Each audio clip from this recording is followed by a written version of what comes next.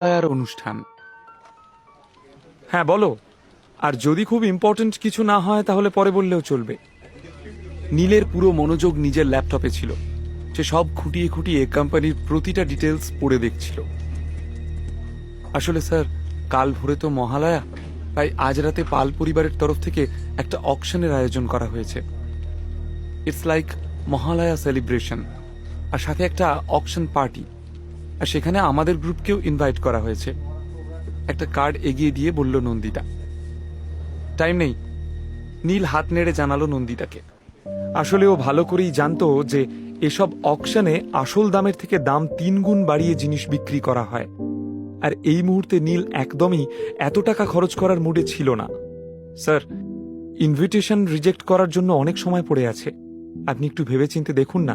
পাল পরিবারের সঙ্গে আমাদের সম্পর্ক অনেক দিনের। ওদের অনেকগুলো প্রজেক্ট আমাদের কোম্পানিতে চলছে। আর আমি শুনেছি যে এই অকশনে ড্রিম লাভার নেকলেসের পুরনো কালেকশনও নিলাম হবে। কথাটা বলেই নন্দিতার চোখ হঠাৎ চকচক করে উঠল।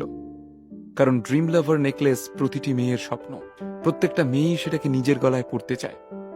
নন্দিতা ফিনান্সিয়ালি এত স্ট্রং ছিল না যে ওই ড্রিম লাভার নেকলেসটা কিনতে পারে, কিন্তু নিলামে গিয়ে কাছ থেকে সেই নেকলেসটা একবার চোখের দেখা দেখলেই সে ভারী খুশি হবে।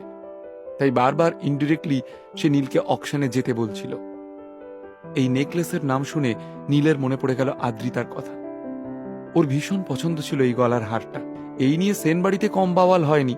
নন্দিতার এক্সপ্রেশন দেখে নীল বুঝতে পারল যে আদ্রিতার মতন নন্দিতাও সেই হারের জন্য পাগল। এটা কিন্তু মানতেই হবে যে নীলের অনুপস্থিতিতে এই অফিসের পুরো বিজনেসটাই নন্দিতা প্রায় একা হাতে সামলায়। আর সেটা খুব একটা সহজ কাজ নয়। এই কথাটা নীলের মাথায় আসতেই নীল ভাবল নন্দিতার নিজের পরিশ্রমের জন্য একটা পুরস্কার প্রাপ্য। বেশ, ঠিক আছে, তাহলে আজ রাতে তুমি আমার সঙ্গে অকশনে যাবে। নীল একটু হেসে বলল, আর যদি ওই নেকলেসটা ওখানে থাকে তাহলে আমি তোমাকে সেটা কিনে দেব, কেমন? সত্যি sir? Thank you so much sir. প্রচন্ড এক্সাইটেড হয়ে নন্দিতা বলল। নন্দিতা মনে মনে ভাবছিল যে আগের জন্মে সে নিশ্চয়ই প্রচুর পুণ্য করেছে, তাই এই জন্মে সে ভগবানের মতো একজন বস পেয়েছে, যে নাকি নন্দিতার জন্য কোটি টাকা খরচ করতেও রাজি। নন্দিতার জন্য এটা ছিল আশীর্বাদ। হঠাৎ নীলের চোখ সুজাতার দিকে পড়ল। কাজের মাঝে নীল তার কথা ভুলেই গিয়েছিল। সঙ্গে সঙ্গে নীল অপ্রস্তুত হয়ে বলল, সরি, আমি এখনই কাউকে দিয়ে তোমাকে হসপিটালে পৌঁছে দেওয়ার ব্যবস্থা করছি। না না, কোনো ব্যাপার না, তুমি বিজি তো। মুখে কথাগুলো বললেও ভেতরে ভেতরে সুজাতার নীলের এই প্রস্তাব মোটেই পছন্দ হলো না। সে চাইছিল যাতে নীলই তাকে ড্রপ করে। নন্দিতা, ডক্টর সুজাতাকে হসপিটালে পৌঁছানোর জন্য একটা গাড়ির ব্যবস্থা করো। আর আমার মা বাবার কিছু লাগবে কিনা সেটাও একবার ওনাদেরকে জিজ্ঞেস করে নিও, কেমন? খুবই নম্রভাবে নীল আদেশ দিল।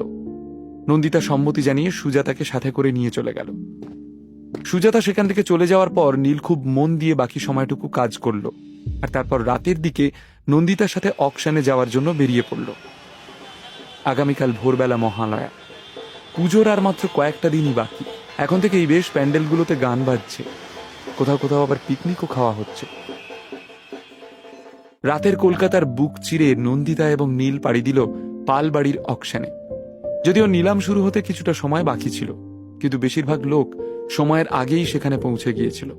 হলে ঢোকার পরই নীলের নজর একজন পরিচিতের দিকে পড়ল, আর নীল বড় বড় পা ফেলে সেদিকে এগিয়ে গেল। আরে কুণাল, তুই এখানে? আমি জানতাম না তুইও এই অকশনে আসবি। তোরও তাহলে এইসব কেনার শখ আছে। কুণালের সাথে কোলাকুলি করে কথাটা বলল নীল। তারপর একটু হেসে এসে কুণালের বউ অদিতির সঙ্গেও হ্যান্ডশেক করল। আরে না রে ভাই, আমার কোনো শখ টক নেই, আমি তো আসতামও না। কিন্তু এই যে তোর বৌদি ঘরে বসে বসে বোর হচ্ছিল, ম্যাডামের একটু রিল্যাক্স করার ইচ্ছে হলো, তাই ওকে এখানে নিয়ে এলাম। তারপর এদিক ওদিক তাকিয়ে কুণাল জিজ্ঞেস করল, আদ্রিতা কোথায়? ওকে তো দেখতে পাচ্ছি না। নীল হতাশ হয়ে মাথা নাড়ল। তারপরেই সে পেছন ফিরে নন্দিতাকে বলল, তুমি একবার দেখো অকশনের কি কি ফর্মালিটিস আছে। অকশন শুরু হলে দেখা করে নিচ্ছি। নন্দিতা নিজের মাথা নেড়ে চলে গেল। আচ্ছা, কি ব্যাপার বলতো? ভাই আমার নিজের বউকে ঘরে রেখে অন্য সুন্দরী মেয়েকে নিয়ে ঘুরছে। নীল, শুধরে যা, না হলে আমি কিন্তু আদ্রিতা বৌদিকে তোর নামে কমপ্লেন করে দেব। কুণাল চোখ বড় বড় করে নীলকে বলল। নীল যখন হসপিটালে ভর্তি ছিল তখন কুণাল নীলকে একসাথে ব্যবসা করার জন্য বলেছিল।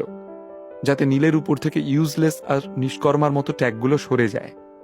আর কুণালও ব্যবসা করার জন্য ভাইয়ের মতো একজন পার্টনার পেয়ে যায়। কিন্তু তারপরেই রায়চৌধুরী বাড়িতে যা যা ঘটেছিল তা দেখে কুণাল বুঝতে পেরে গিয়েছিল যে নীল ওদের থেকে অনেক বড় মানুষ, গভীর জলের মাছ সে। তাই আর কোনো কথা হয়নি। ঠিক এই সময় নীল আর কুণালের চোখ হলের দরজার দিকে পড়ল, আর দুজনেই অবাক হয়ে তাকিয়ে রইল। একটা কালো শাড়ি পরে শালিনী মিত্র দরজা দিয়ে ভেতরে ঢুকছিল। ওকে আজ ভীষণ সুন্দরী লাগছিল দেখতে। উপস্থিত সবাই ওকেই ঘুরে ঘুরে দেখছিল। শালিনী নীলকে দেখে ওর দিকেই এগিয়ে আসছিল। ও গড, মুশকিলে পড়ে গেলাম, নীল মনে মনে বলল। নীলের সঙ্গে শালিনীর শেষ দেখা হয়েছিল যখন ও হসপিটালে ভর্তি ছিল।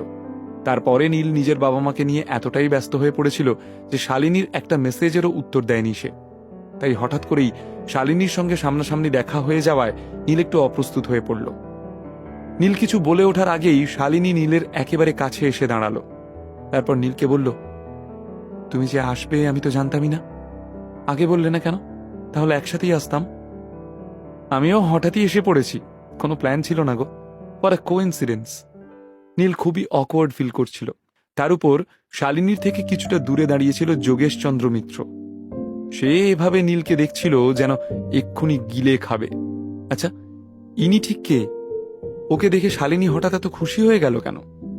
একটা স্মার্ট অ্যান্ড হ্যান্ডসাম ছেলে এসে কনফিউজড হয়ে যোগেশকে জিজ্ঞেস করল। ও নীল, শালিনীর সবচেয়ে ভালো বন্ধু। যোগেশবাবু নীলকে দেখিয়ে ছেলেটির প্রশ্নের উত্তর দিল। ক্যাম্পিং ট্রিপ থেকে ফিরে আসার পর শালিনী খুবই মনমরা হয়ে থাকত। সে ঘর থেকে বেরোনোও পুরোপুরি বন্ধ করে দিয়েছিল। মেয়ের এই অবস্থা দেখে যোগেশবাবু খুবই চিন্তায় পড়ে গিয়েছিল। কিন্তু তারপর জানতে পারল যে শালিনী মনমরা থাকে কারণ নীলের চোট লেগেছিল। ওকে হসপিটালে ভর্তি করা হয়েছিল। কিন্তু নিজের মেয়ের এমন অবস্থা দেখে অসুস্থ নীলকেই তখন গালমন্দ করেছিল যোগেশ। ও আচ্ছা, তাহলে এই সেই সেন পরিবারের ঘর জামাই। হঠাৎই ছেলেটির চোখে নীলের জন্য ঘৃণা দেখা দিল। ও যে সেন পরিবারের জামাই সেটা সত্যি, কিন্তু ও বেকার মোটেই না। আমার অপছন্দের পার্সোনাল রিজন আছে, কিন্তু ছেলেটি স্মার্ট। কথাটা বলতে বলতেই যোগেশ এদিক ওদিক তাকালো, আর তারপর সেই ছেলেটির দিকে অদ্ভুতভাবে তাকিয়ে বলল, চেহারা দেখে জামা কাপড় দেখে বিচার করতে যেও না। সব থেকে বেশি ইম্পর্টেন্ট হলো মানুষের বুদ্ধি, আর আমার মনে হয় সেটা কাজে লাগানোর জন্য তোমাকে এখনো একটু পরিশ্রম করতে হবে। কি বিক্রম, ঠিক বলছি তো? হোয়াটএভার, আমার মতে যদি পয়সা থাকে তাহলে বুদ্ধিমান লোকদেরকে আরামসে কিনে নেওয়া যায়। আমার পরিশ্রম করার কি দরকার? এমনিতেও আমাকে তো আর কেউ ইউজলেস বলে না। যাকে বলে পরিশ্রম তো তার করা দরকার। কিন্তু এইসব করেও কিছু হবে না। ইউজলেস ট্যাগ এখন ওর জীবনের সঙ্গে জুড়ে গেছে, সেটা কোনোদিনই মুছতে পারবে না ও। সাথে সাথে উত্তর দিল বিক্রম। আচ্ছা, যদি তোমার এমনটাই মনে হয় তাহলে শালিনীর সামনে তোমায় নীলকে হারাতে হবে। নিচু স্বরে যোগেশবাবু বিক্রমকে বলল। যোগেশবাবুর ইঙ্গিত বিক্রম খুব সহজেই বুঝতে পারল। মাথা নেড়ে সঙ্গে সঙ্গে সে নীলের দিকে এগিয়ে গেল আর নাক ছিটকে বলল, এই এই পচা গন্ধটা কোথা থেকে আসছে? আমার তো মনে হয় সেন পরিবারের ইউজলেস ঘর জামাইয়ের গা থেকে আসছে। এরপরই বিক্রম একটা বাঁকা হাসি হেসে নিজের হাত শালিনীর কাঁধের উপর রাখল আর খুব অহংকারের সঙ্গে তাকালো নীলের দিকে। বিক্রম, এটা তুমি কি করছো? শালিনী তাড়াতাড়ি বিক্রমের হাত নিজের কাঁধ থেকে সরিয়ে ফেলল আর বেশ ঘাবড়ে গিয়ে নীলকে বোঝাতে শুরু করলো, নীল, আমাকে ভুল বুঝো না, এর সঙ্গে আমার কোনো সম্পর্ক নেই। শালিনী, তুমি এই ফালতু ছেলেটাকে এত কিছু বোঝাচ্ছ কেন? আর এইসব ওকে বুঝিয়ে কি হবে? যোগেশ আঙ্কেল আমাকে অ্যাপ্রুভ করেছে, তুমি কি আমাকে অ্যাকসেপ্ট করবে না? বিক্রমের মুখের ভাব হঠাৎ বদলে গেল। তোমার নাম কি? হেসে জিজ্ঞেস করলো নীল। তুমি জানতে চাও আমি কে? তুমি একজন ঘর জামাই হয়ে আমার ব্যাপারে জানতে চাইছো? প্রচন্ড উদ্ধতভাবে বিক্রম বলল, আমি বিক্রম সেনগুপ্ত, সেনগুপ্ত পরিবারের একমাত্র উত্তরসূরি। সেই সেনগুপ্ত পরিবার যারা প্রায় 100 বছর ধরে হীরের ব্যবসা করে আসছে। শিলিগুড়ির সেনগুপ্ত পরিবার, বুঝলে কিছু? শিলিগুড়ির সেনগুপ্ত পরিবার মানে যাদের উপর 2 বছর আগে একটা ফ্রড কেস হয়েছিল। নীল মুচকি হাসল। কি বললে তুমি? আর একবার বলো। তোমার এত বড় সাহস যে তুমি আমার পরিবারকে নিয়ে মজা করছো? তোমার যোগ্যতা আছে আমার পরিবারকে নিয়ে কথা বলার? হঠাৎ ভয়ানক রেগে উঠল বিক্রম। এই মালটা এখানে আবার কোথা থেকে এলো? একটু বেশিই লাফাচ্ছে। একে আবার শিক্ষা দিতে হবে নাকি? কুণাল নিচু স্বরে নীলের কানের কাছে কথাগুলো বলল। তুমি আবার কে? বিক্রম কুণালকে চিনতে পারল না। আমি কে? আমি তোর বাপ। হঠাৎই কুণাল প্রচন্ড রেগে গিয়ে কঠিন গলায় বলল, যদি এসব ফালতু কথা এক্ষুনি বন্ধ না করিস তাহলে কিন্তু দার্জিলিং মেলে বসিয়ে সোজা শিলিগুড়ি পার্সেল করে দেব। এই কুণাল, মাথা গরম করিস না। এইসব লোকের উপর রাগ করা মানে নিজের গায়ে কাদা ছেটানো। নীল হেসে হেসে কুণালকে উপদেশ দিল। ও, তার মানে তুমি এই ইউজলেস লোকটার বন্ধু, তাই তো? আমি তো ভাবলাম তুমি কোনো বড় কেউ কেটা। মুখ বেঁকিয়ে বিক্রম বলল, একটা পচা আলু সব আলুকে নষ্ট করে দেয়, কথাটা শুনেছ তো? ঠিক সেইভাবে যদি তুমি একটা ইউজলেস মানুষের সঙ্গে থাকো তাহলে তুমিও একদিন ইউজলেস হয়ে যাবে। ভাই, তোর খেয়ে দে কাজ নেই রে? এসেছিস অন্য একটা মানুষের পার্টিতে, আর সেখানে এসে অন্য আরেকটি ছেলের পায়ে পা দিয়ে ঝগড়া করে যাচ্ছিস। এত কাজের অভাব? কুণালের মুখের ভাব ভয়ানক হয়ে উঠেছিল। বেশি গলাবাজি করিস না তো, তুই আমার কিচ্ছু করতে পারবি না। নিজের বুক চাপড়ে বিক্রম বলল, আর যদি তুই আমার গায়ে হাত দেওয়ার চেষ্টা করিস আমি তোকে জেলের ঘানি টানাবো, কেমন? কথাগুলো বলতে বলতে বিক্রম জোরে জোরে হাসতে থাকলো। বিক্রমের কথা শেষ হতে না হতেই কুণাল ওকে একটা ধাক্কা মারলো, আর বিক্রম ছিটকে মাটিতে পড়ে গেল। কুণালের মুখ দেখে ওখানে উপস্থিত সবার মুখ হাঁ হয়ে গিয়েছিল। ওর মধ্যে শক্তিও ছিল আর ফুর্তিও। চোখের পলক ফেলতে না ফেলতেই বিক্রম মাটিতে পড়ে গিয়ে হাঁপাতে থাকলো। মাটি থেকে ওঠার সময় নিজের চোয়াল শক্ত করে বিক্রম বলল, তোর খুব লড়াই করার শখ না? ঠিক আছে, তোর শখ আমি পূরণ করব। আজ তোকে ভালো করে শিক্ষা দিয়ে তারপর আমি এখান থেকে যাব। তুই আমার দিকে আঙুল তুলছিস? তুই জানিস না আমি শুধু তোর আঙুল না, তোর হাতও ভেঙে দিতে পারি। অনেকটা কেত দেখিয়ে কুণাল বিক্রমের দিকে এগিয়ে গেল। শোনো, এত রাগ করো না। নীল ঠিক কথাই বলছে, বেকার ঝামেলায় জড়িয়ে কি লাভ? গন্ডগোল হওয়ার আশঙ্কায় অদিতি তাড়াতাড়ি কুণালকে পেছন থেকে টেনে ধরল। অদিতি নিজের হাজব্যান্ডের রাগকে ভালোভাবেই জানত। সে জানে মারপিট করার সময় কুণালের হাত পা মুখ সব চলে। রেগে গেলে ও বাপের কুপুত্র, আর যদি কুণালের এই রূপ এখানের সব লোকজন দেখে ফেলে তাহলে আজ প্রলয়কাণ্ড ঘটে যাবে। কুণাল কতটা নিষ্ঠুর হতে পারে এটা বাইরের লোককে দেখানোর কি দরকার? কুণালের রাগ দেখে এক মুহূর্তের জন্য বিক্রমও বেশ ভয় পেয়ে গেল। সে নিজের সমস্ত কনফিডেন্স হারিয়ে ফেলল।